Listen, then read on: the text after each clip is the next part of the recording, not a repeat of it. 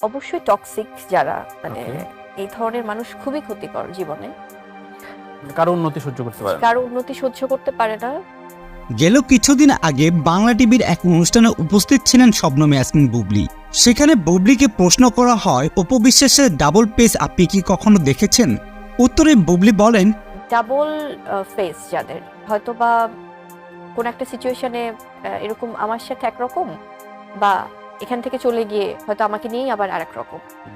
সামনে তো খুব হাসছে, মানে এক্স্যাক্টলি, হ্যাঁ, তার জন্য জীবন দিয়ে তো দিল। একেবারে তো পিছনে যে হয়তো আবার অন্যরকম ভাবে গসিপ করছে।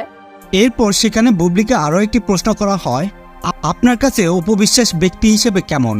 উত্তরে বুবলি বলে, অবশ্যই টক্সিক যারা মানে ওকে। এই ধরনের মানুষ খুবই ক্ষতিকর জীবনে। কারো উন্নতি সহ্য করতে পারে না। কারো উন্নতি সহ্য করতে পারে না, কোনো পজিটিভ কোনো কিছু তাদের ভালো লাগে না, সব কিছুর মধ্যে সব ইতিবাচক সিচুয়েশনেও তারা নেগেটিভিটি বের করবে। এবং যারা অন্যকে নিয়ে উপহাস করে, মানে আছে না যে অন্যকে নিয়ে খুব বাজেভাবে কথা বলছে এবং খুব অট্টহাসি দিচ্ছে, হাসাহাসি করছে, বা মিমিক্রির নাম করে তাকে আসলে খুব বাজেভাবে অপমান করছে। এরপর বুবলিকে আরও একটি প্রশ্ন করা হয়, অপু বিশ্বাস কি কখনো কৃপণতা দেখিয়েছে আপনার সাথে? উত্তরে বুবলি বলেন, আমার কাছে মনে হয় যে কৃপণ যারা, আচ্ছা। তারা এটা ইটস নট যে অপচয় করা সেটা হ্যাঁ, না, কিন্তু অ্যাটলিস্ট খুব একসাথে বেশি খেতে বসলে বিল দিতে চান।